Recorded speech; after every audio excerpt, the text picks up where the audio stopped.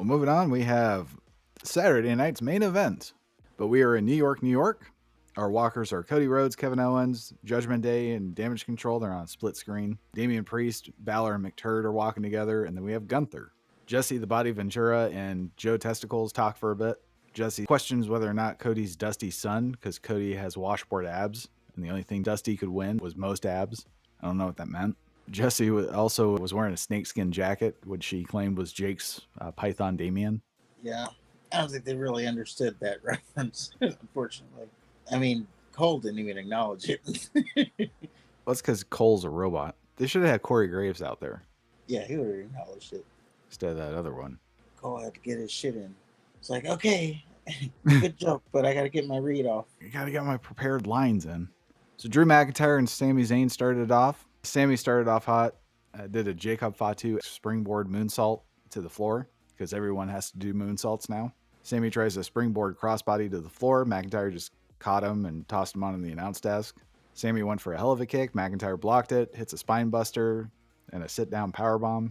McIntyre went for a white noise off the top rope. Sami countered into a sunset flip powerbomb. Sami went for a blue thunder bomb. McIntyre blocked it with a Glasgow kiss, and he went for a claymore. Sami blocked the claymore, then he hit the blue thunder bomb. So he geared up for the hell of a kick again. McIntyre rolled out of the ring.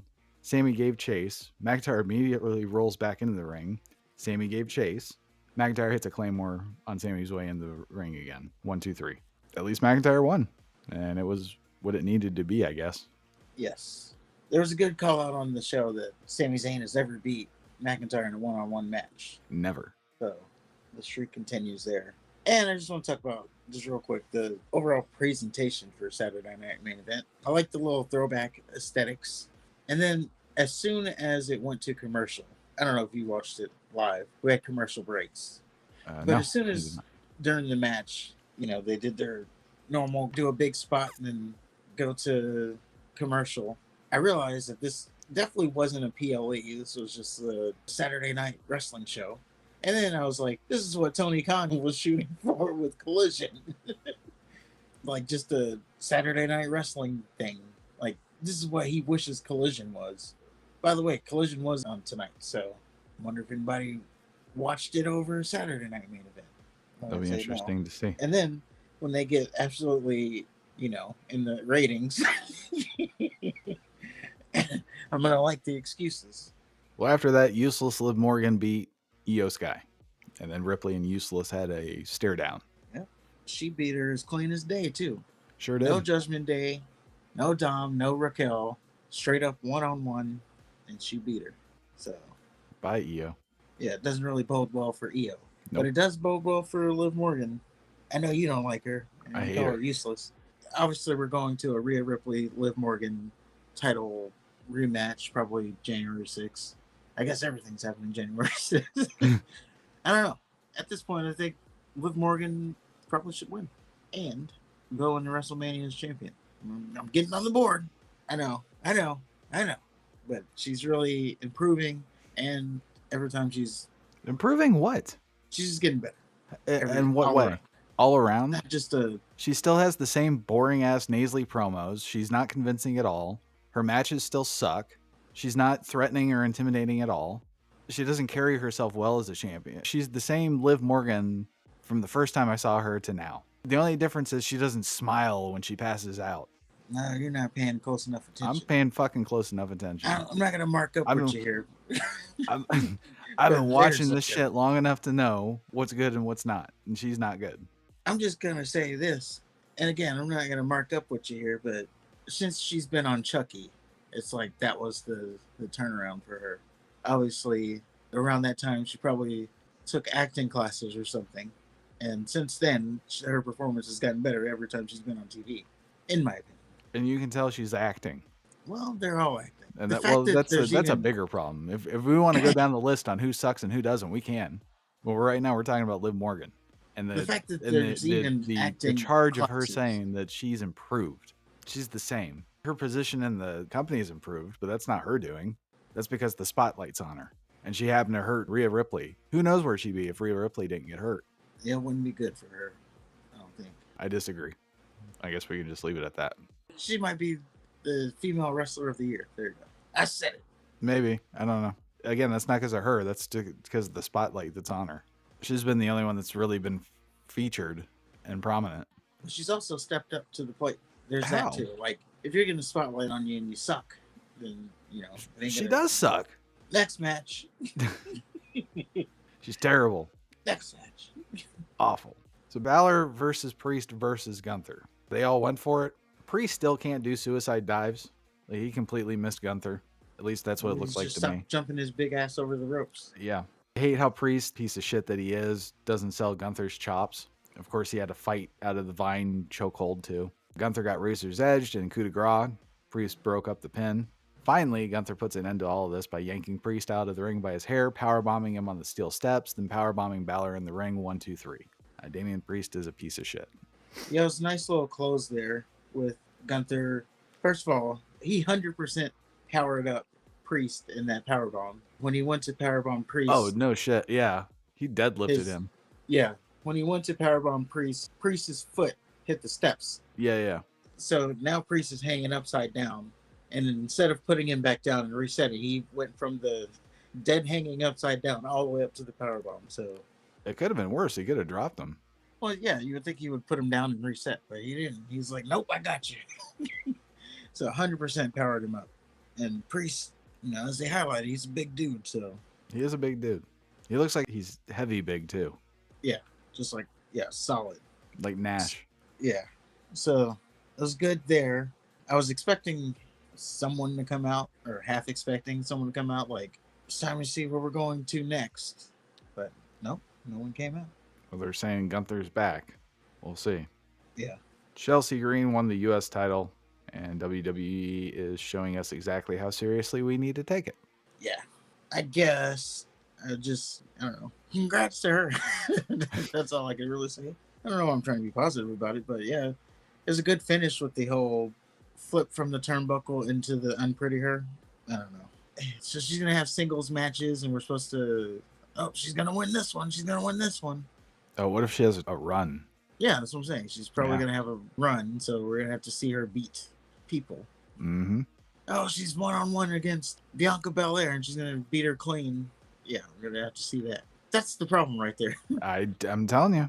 Chelsea Green goes one-on-one with Bianca Belair, and she beats her clean. And the solution to that is they could have built Chelsea up instead of just shining the spotlight on her. Instead of just saying, oh, well, you deserve the title. They could have given her like a little win streak. I don't know. Maybe she could have had a falling out with Piper Niven. And then, she beats Piper Niven. Yeah. She is a good wrestler. I'm not familiar with her TNA work, but I hear it's good. So it's not about presented as a clown. Her. Yes. She lost a dumpster match. For one, she's competing in a dumpster match. Two, she lost a dumpster match. And she was fucking wearing the dumpster clothes for like a week before and after the match. That's true. And then they were saying how she smelled like shit after it. That's our champion. Yeah, she was presented as shit.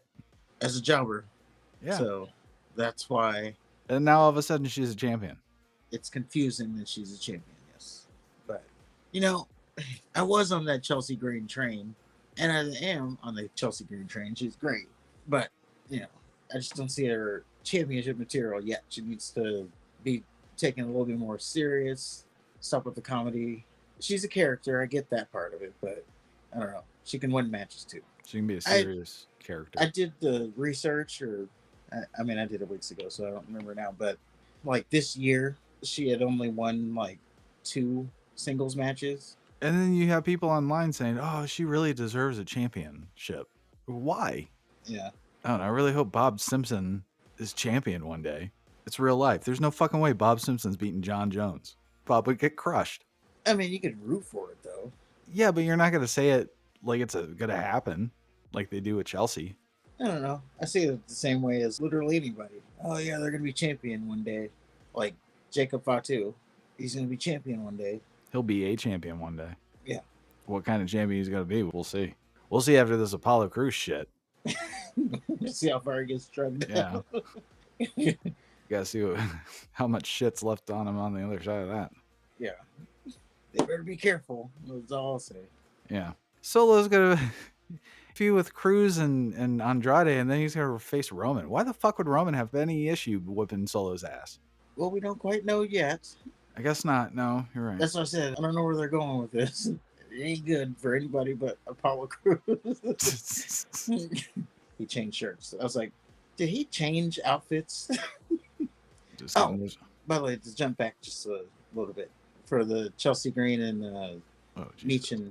So the roommate, she was watching Saturday Night Main Event. She watches wrestling pretty regularly, but she doesn't miss the pay-per-views. But she doesn't always watch the week-to-week shows. So this match, she said, "Wait, this is for a title? This being Meechin and Chelsea Green. Like one of them are becoming a champion?" I said, "Yeah, first United States champion, but they always lose." So that was her as I would call her probably more of a casual side. She's like, but they always lose. There you go. How are they competing for a championship? Well, because Triple H has spotlight booking. Yes, he does. I mean, and that did happen in the old days too. But in the old days, it was like they went on a little run though. Yeah, they'd start stringing wins together, and then now you're getting behind them. It's like, okay, he's turning a corner, but now it's just like, just lose until we need you to win, and then you win a title. But you were a loser like a week before.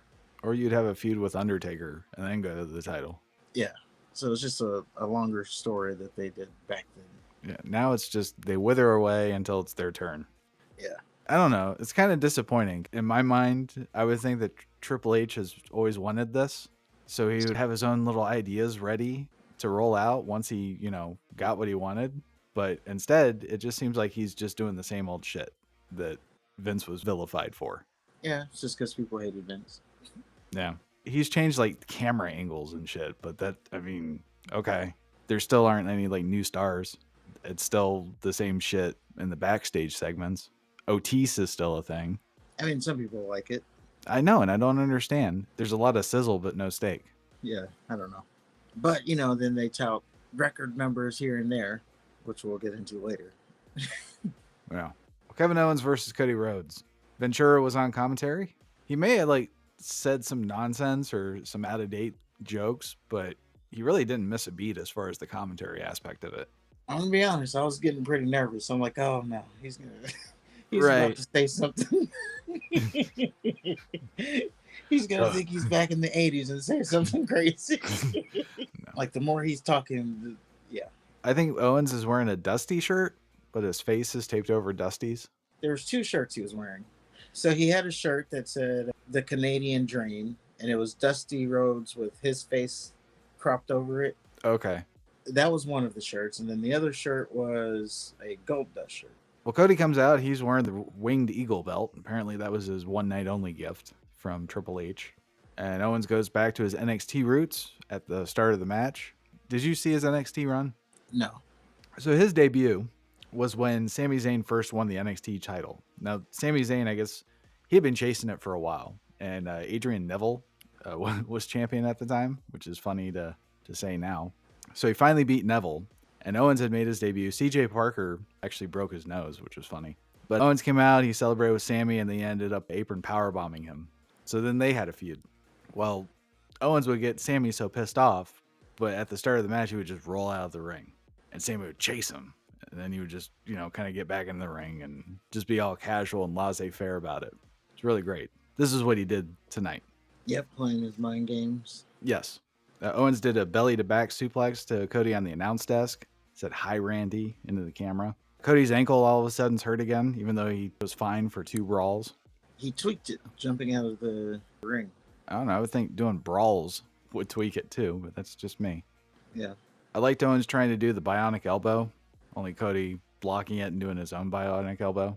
Owens did the little suck it thing, and then Cody's like, "No!" I will not. Cody RKO's Owens on the announce desk. And that was a hard-ass announce desk. I think the intent was to have him go through it, but that didn't happen. And then Cody did a Cody cutter from the top rope immediately after that.